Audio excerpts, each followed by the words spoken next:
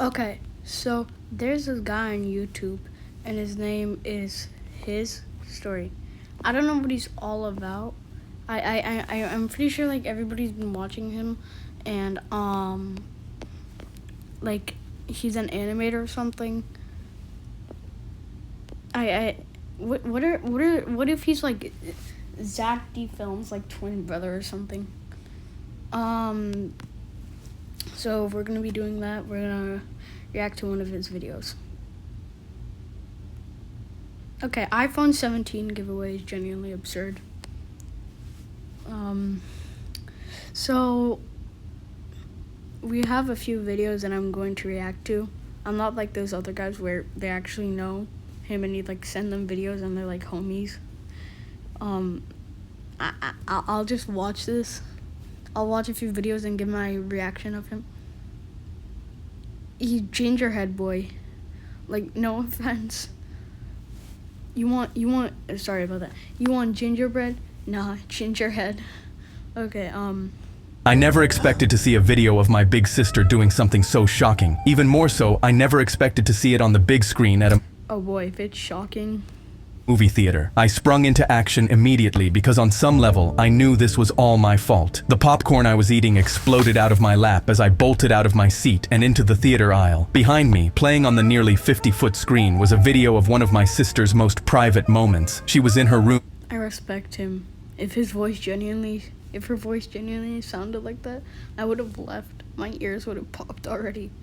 Dancing in her pajamas and singing both loudly and badly into a hairbrush. I could feel the entire audience cringe before small pockets of laughter started erupting in the crowd. On my way out, I passed my sister, who was so frozen by shock that she couldn't even begin to cry yet. I exited the theater and kicked open the door just behind it. It was the door to the projection room. Inside stood my sister's ex-boyfriend, an employee at the theater who was also a notorious narcissist with a vengeful streak to him. He stood at the projector just laughing. "Turn it off now!" I yelled at him. He gave me a sick stare and simply said, "You want me to turn it off? That's a strange request considering you're the one who sent me the video." I just stared at the ground because I knew that what he said was true. A few days ago, my sister and I got into a huge argument over who could use the car this weekend. Things got heated, so she stormed off to her room to blow off some steam. Okay, but no offense, if they're fighting over a car, that would mean that they actually can drive a car. If somebody is that young and they're doing this on screen, I don't like, bro. Anger, I acted recklessly and secretly recorded her. She stormed off to her room to blow off some steam in her usual way. By blasting theme songs from our childhood and singing them as loudly as possible, my sister was many Exactly, childhood. That means that they're older. Like what?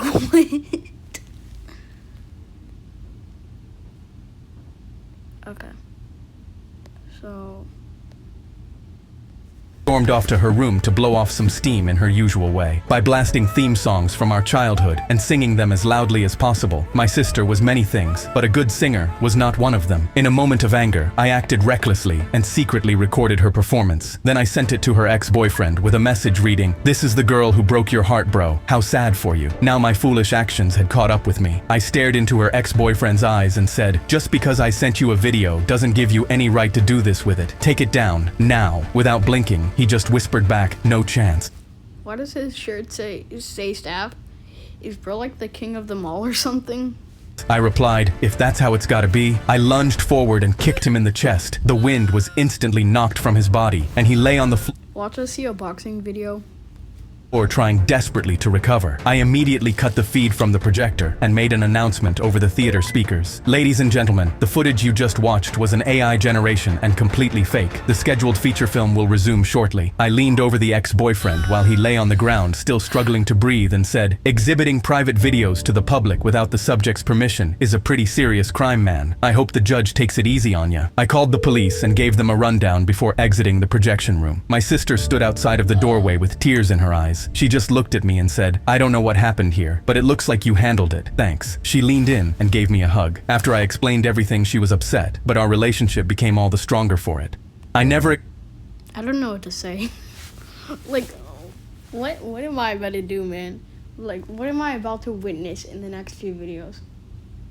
What are the next few 10, 15 minutes of my life going to be like, we're in for something. A moth landed on my crush's lunch tray, and she shrieked and jumped back into me, and I caught her elbow for 1 perfect second until Trevor swooped in between us and gently held her hands. "Relax, I got you." He flicked the moth away, and she smiled at him. "Wow, you're my hero." I crossed my arms and let him have this one. But soon, I was going to get rid of every moth in this school, so she'd never scream again, and she was going to see exactly who the real hero was. After the last bell rang, I ran to the science lab with my backpack wide open, and I shoved in 2 car headlights, the UV bulb from the reptile tank, and a battery pack. I peeked my head out of the doorway to make sure no one was there, and I ran to a corner of the court. Just saying, why the hell is he live? Okay, we're going to shut that up. Okay, we're going to what? Yard where there. Okay, why is this the title? I need to see what this is. Win or die? What the hell? His stories manifest. Thing before taking my life. But then the old man called out to me. I turned around, and he was using all of his strength to motion. I'm not even gonna say anything. A moth landed on my crush's lunch. The Chloe smile. I dragged a lunch table into the corner, clipped the battery pack to the headlights with alligator clips from the physics drawer, and taped both lights down, angled at the sky. By the time I finished, it was already dark outside, and the school was locked up, so I flipped the switch, and the light was so bright that the courtyard went white. The first moth arrived in under a minute, bumping the headlight in dumb circles, and I scooped it into my jar, grinning. Then came 5 more, then 20, until the air around the light was a storm of wings. They landed in my hair and crawled up my sleeves while I filled the jar, and the whole time I was grinning ear to ear because I knew Chloe was sure to call me her hero soon. I walked in the next morning with the jar filled with moths over my shoulder like Santa, but Chloe was at her locker stroking a moth on her open palm, Trevor leaning beside her. Trevor took me to the butterfly house last night, and it really helped me with my fear of moths. Did you know moths are just night butterflies? This one's name is Pete. He's kinda cute, right? Trevor nodded at the jar. "What's in the container, man?" I'd spent 9 hours catching everything she was scared of, and he'd spent 1 date making her love it. I carried it out to the courtyard and opened it. As 300 moths poured into the sky, I realized I was never a hero. I was just down bad. A moth So I see why that's the title. Okay.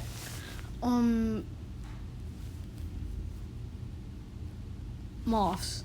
I placed the last box of brown hair dye into my shopping cart and continued walking, but when I turned around, I saw a woman in her mid-40s reaching into my cart and trying to take the hair dye. I moved her hand and told her, "This box is for my daughter with cancer. She wants to dye her hair her favorite color one last time before chemo." But the woman scoffed, "I have a party next month and all my friends have brown hair, so I need it more," and kept trying to take it. I called over the manager, and after the woman proudly declared her party was more important than my daughter's cancer, he kicked her out and told her she would. That is absurd. Like, you would think if this was like, they're trying to convince you into this being a real life situation, so you get mad at the other people. You should be getting mad at this his story guy because he's tricking you into thinking that this is real, and like nobody actually made this. He made this to rage bait us. Banned. I came home with the dye and dyed my daughter's hair, but then a month later, I got a letter in the mail. The woman was suing me over the hair dye. I showed up to court with my daughter, and the woman was already sitting there, frowning like she was the victim. She stood up and told the judge I had done irreparable emotional damage to her, and pulled out photos of her from the party, showing her with blonde hair, while all her friends had brown hair. She cried, "My friends laughed at me all night, Your Honor. They don't understand how hard it's been for me." The judge looked over at my daughter with her already thinning brown hair and immediately ruled in our favor. Then he looked at the woman and also ordered her to cut her hair short, because right now it's getting in her eyes and stopping her from seeing the actually important things in life. Her jaw dropped and the clippers came out. I placed the last box of. A man walked in with his son. I placed the last box of. It's just because like I scrolled because of the level of me not having any words to say about this. I give up. A man walked in with his son while I was working the counter at the movie theater, and the kid instantly started pointing at everything behind the glass. "Daddy, it's my birthday. I want the big popcorn, the chicken nuggets combo, and 2 drinks so we don't have to share." The dad smiled and ordered everything, but when I said $37, his smile instantly faded. He opened his wallet and I saw him count. He only had 20. He quietly muttered, "I'm a failure," under his breath, then started putting things back. The large popcorn became a small. The 2 drinks became 1. The kid's combo was gone completely. His son watched each item get taken off, and his little face fell, but he didn't say a word because he clearly understood. The dad paid the 20, and I watched them walk in with their 1 small popcorn and 1 drink. I looked down at the kid's combo on my counter, then pulled $17 out of my wallet and put it in the register. I grabbed the kid's combo, the large popcorn, and the 2nd drink, and walked into the theater. I found them right as the movie was starting, and the dad was pouring popcorn into his son's hands, so the kid would get more. I set everything on their armrest. "This one's on the house, for the birthday boy." The dad looked up at me, and his eyes filled with tears. He didn't say a word, but I knew that's because if he spoke, he'd start crying immediately. His son screamed, "Daddy, look, chicken nuggets!" I smiled and walked back, but when I walked out, my manager stopped me. "Why did you do that?" I replied, "Because it was only..." I physically can't say a word because this guy is finally doing something wholesome. He rage baited us. Then he rage baited us again. At least we got this. He called himself a failure with the broken heart emoji. $17 and made the kid's birthday special. He counted the money in the register. Fine, but that's $17 that could have gone in your wallet. He probably pretended to be broke just so you'd do that. I just shrugged. But after the movie, the dad quickly slid me a folded napkin while walking out. I opened it and it said, "I lost my job last month. My son's mom left. This is the first time I've taken him anywhere since. Thank you for making it feel like things might be okay. Michael." I put the napkin in my wallet where the $17 was and smiled, because sometimes even a little help can go further than you could ever imagine. What are the odds that this guy does like a promotional video? He's giving us life advice. He's gonna do a promotional video for a random app. I was at a boxing tournament and landed 1 final punch. Wait, I called in like the first one with the movie theater. I said he was going to like do a boxing video. I didn't even, okay, in the same video I saw it myself. Waiting to win the title belt I'd wanted my whole life. The ref shouted, "We have a new champion," and raised my glove, but before I could grab the belt, Jason, the champ who'd won 5 years straight, lunged at it. "That should be mine." I pushed it away from him. As a Forsaken player, I'm just going to stand here and wait until somebody understands the reference. And he smiled. "A real champ doesn't get handed the belt. He takes it." I didn't know what he meant until he dropped to the canvas, clutched his lower back and screamed, "He injured me! I can't feel my legs!" The whole arena gasped as the ref rushed over. Jason let out a big sob. "Winning is how I feed my family, and now I'll never fight again." I wasn't sure if he was lying, but then he slapped at his own legs, screaming he couldn't feel a thing. So the ref waved frantically. "Get a medic out here now!" The crowd booed me for paralyzing a legend. Jason reached out a shaking hand. "Please, just let me have this win. That belt is the only way I can provide for my kids." The ref knelt beside him, then looked up at me. "A real champion would give it to him. Are you really going to take everything from a man who can't walk?" Everyone turned to me, waiting, and I knew if I said no, I'd be the cruelest sore loser alive. So with my heart pounding, I placed the belt in Jason's hands. The second it touched his palms, his tears stopped, and a grin spread across his face as he raised it high to a roaring crowd. But giving him that belt was the best thing I could have done, because right then, the medic sprinted into the ring. Jason's grin vanished. "Wait, I'm okay now. I don't need a doctor. Just let me celebrate." But the medic knelt and pulled out a reflex hammer. "If you can't feel your legs, we have to check. Hold still." The arena went silent as he tapped Jason's knee and his leg kicked straight into the air. The medic looked up. "He's not paralyzed. His leg's fine." The crowd started booing, but Jason grabbed the belt and scrambled up to run, but his foot caught the rope and he slammed onto his back with a loud crack. He screamed that he couldn't move, but this time nobody believed him. The belt rolled to my feet, so I picked it up and stood over him. A real champ doesn't get handed the belt. He takes it. So get up and take it from me. He couldn't. I was at a Oh my gosh, damn. Okay. My big brother Eli and I played Jinx every day, and he'd managed to convince me that getting jinxed meant I actually lost the ability to use my voice. I'd put my hands together for him to unjinx me so I could speak again, but he'd just laugh and walk away, leaving me in silence for hours. But then one day Eli jinxed me and ran upstairs, and that's when I heard something behind me. An intruder was climbing in through our window. He dropped onto our carpet, and my whole body froze with fear. I wanted to yell for Dad, but my lips stayed shut because I knew the jinx wouldn't let me speak. The man put Dad's watch in his bag, then saw me sitting frozen. He raised a finger to his lips, then grinned. "Oh, you're mute. That makes this even easier." He turned and took Dad's ID from his wallet for ransom. My lips trembled as I tried to work up the courage to scream despite the jinx, but my vocal cords locked up when I opened my mouth. That's when Eli's voice came down the stairs. "You still frozen down there, lil bro?" He was laughing, knowing I couldn't say yes. I was terrified, but the man's eyes instantly went to the stairs. He smiled. "So that kid there can speak? Let me go say hi to him." He started heading up towards Eli and my dad. I knew I had to try, so I took a deep breath and opened my mouth, but no sound came. The only way this would make sense is if it was somebody trying to hurt him, and everybody else actually got hurt, and he didn't get hurt because he was quiet. But like this just made it worse.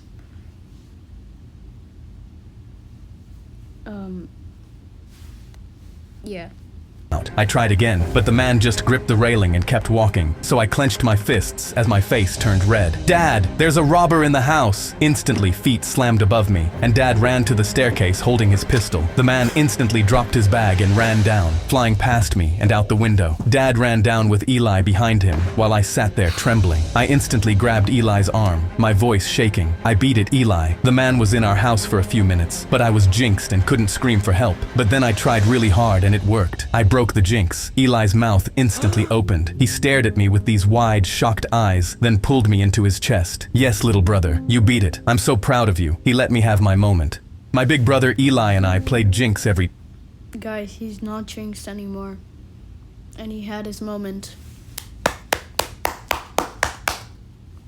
I was walking toward my favorite spot out on the city pier when I heard the breaking boards beneath my feet. Then, with a sound like a volcanic eruption, the entire left side of the pier collapsed at an angle, sending everyone stumbling, including me. Great, I thought. First I get fired and now this. What else could go wrong today? I guess I spoke too soon. While everyone else on the pier was able to maintain their footing, I went right over the guardrail and onto the beach 30 feet below. As I fell, I just prayed the sand was soft enough that I'd survive. When I opened my eyes, I assumed I was dead. I was still on the beach, but standing over me was the ghost of my father, who died more than 3 years ago. I stood up and looked myself over. I was still flesh and blood, still very much alive. I suppose I had to be hallucinating my dad's ghost. It made sense. I was fired from the engineering firm that he helped build from the ground up, so of course I felt like a failure. Then I heard another crack and the entire pier came down a few more inches, followed by a new round of panicked screams from above. The ghost pointed to the problem, a failing support beam. If a total collapse happened, people could die. Then he's gonna know what to do. But the thing is, if he was never fired, he would just stay there chilling at his engineering place, whatever you call it. Pointed at the driftwood lying around the beach. When I was a kid, me and my dad would collect driftwood to build castles. Little did I know, these were my first lessons in how to build things, so that eventually I could take over the family business. Suddenly, my engineer brain took over, and everything made sense. I knew what had to happen. I collected as many logs as I could find along the beach, and guys, something snapped inside of me. Oh my gosh. This would be in a movie. That would be like, it would be like Spider-Man before Spider-Man got spider bit. Lined them up along the broken beam. Then I took off my belt and cinched it around the group of logs. I pulled the strap on that belt as hard as my muscles would physically allow, and suddenly the beam snapped back into place. The pier was once again level, and the people on it were safe. I looked back at the ghost of my father. He simply put his hand over his heart, and then dissolved into the darkness. When I got... How did I just predict that? Back to the pier, I was hailed as a hero. I went on to start my own engineering firm, and have been #1 in town ever since. I was walking toward my Alright, those are like a few videos. I'll end it here, cause I'm low-key running kind of low on battery. Or maybe not. What is this? Me and my younger brother Sam used to play Operation for hours. We'd play it when Mom told us to do homework and play it in our bedroom at Alright, let's not end it. This is peak. I don't care about my battery. night. And if we ever messed up and clipped the edge, the board buzzed loudly, and Mom would storm in and catch us. Our hands had to become precise and steady, just so we could play. Our family were on a road trip when the truck clipped us. Our car tumbled through the air and we rolled, landing on our side. Me and my mom thankfully only had minor cuts. But when we got out, Sam was on the road not moving. He'd fallen out while the car was rolling, and his Okay, this is so predictable. Operation is going to save their life. face, neck, and arms were all embedded with shards of glass. He was crying and screaming in pain, and every breath he took drove the shards deeper into his skin. I realized some were dangerously close to his arteries. The ambulance was 30 minutes away because we were out in the desert, and I knew we needed to get the glass out of him, ASAP. I opened the first aid kit from the trunk and pulled out tweezers, walking over to Sam with shaking legs but steady hands. This is just like Operation, I told myself. I knelt down, and Sam's eyes were wide and terrified, but he nodded bravely. I placed the tweezers to a shard of glass at his shoulder, but that's when Mom yanked the tweezers from me. "Stop it! You're not a doctor!" The force lodged the shard deeper, and Sam screamed in pain. "Look what you did," she said. "We're waiting for a doctor," but that's when Okay, wait a sec. In the past videos, they blurred the guns, but they didn't blur any blood. I mean, I guess it's because I made it pink and it looks like damn paint. Sam spoke through his tears. "Please, Mom, let him do it. It's just like Operation. We play it all the time and you never catch us. Please trust him." Mom's face softened. I could tell she was terrified, but she gave me the tweezers and closed her eyes. Sam nodded, and I slowly pulled a shard from Okay, I just realized something. How the hell are his pants, like, wiped clean? Look at his pants, bro. Okay. What is that? There's absolutely nothing on his pants. Mom, let him do it. It's just like Operation. We play it all the time and you never catch us. Please trust him. Mom's face softened. I could tell she was terrified, but she gave me the tweezers and closed her eyes. Sam nodded, and I slowly pulled a shard from his shoulder, then one from his wrist. I was sweating and my heart pounded, but my hands stayed steady due to the thousands of hours of operation. Another shard came out, then another. I didn't clip Sam once, and Mom's jaw dropped. I placed my tweezers on a shard of glass near Sam's neck, near the carotid artery. He nodded, and I slowly pulled it out. The most dangerous shard was gone. By the time the ambulance came, every shard was out of Sam's body and in a pile beside us. As I got the last one out, my hands started shaking uncontrollably. I'd kept them steady for just long enough, but now my body was in shock. But Sam reached out and held them until they stopped trembling. "Hey, big brother, you just played Operation, and I didn't buzz once. You won." I laughed and calmed down, hugging Sam tight. Me and my younger brother Sam used to play Operation for hours. We'd play it when I walked out onto the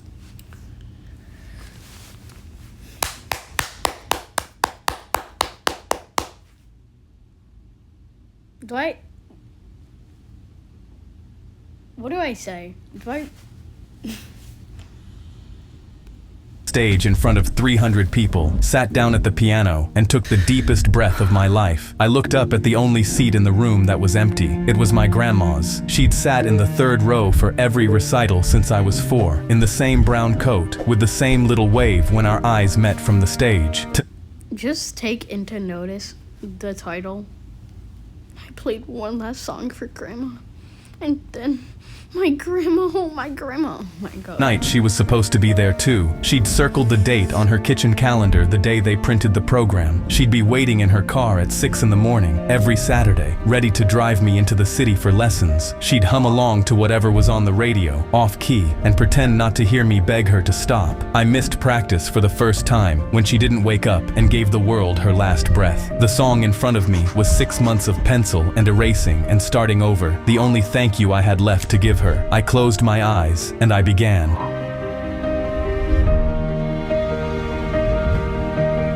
Oh, it's not that predictable. It is? Bro, his face. I love how much I get to bully him because this isn't real.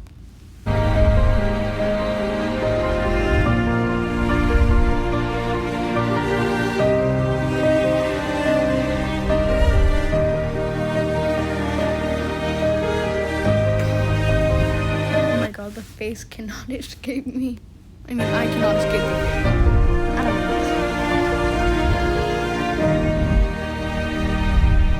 I lifted my hands off the keys, and the hall didn't make a sound. Not for a long time. Somewhere in the back, a woman was crying. The host walked to the mic to call up the next girl, but she was already in the front row shaking her head. She knew there was nothing left to play. I walked down off the stage. I walked past the rows of people who'd never met her, and I sat down in her seat. I dragged my sleeve across my face. The third row was full now. I hope you heard it, Grandma. I walked out on... No offense, but rest in peace, my granny. She got hit by a bazooka. My friend slid me a piece of paper with the words, "Say moist," written down. How many of these are there? A woman walked into my cafe and ordered a... The manager dropped my 5-year... Every year, I was sitting on a mall. My mom suddenly had a heart attack. Okay, this is actually absurd. Okay. I'm going to go now. Shout out Fishkill, shout out Kiki Lala, shout out me, shout out LeBron, shout out Neymar. I don't know, bro.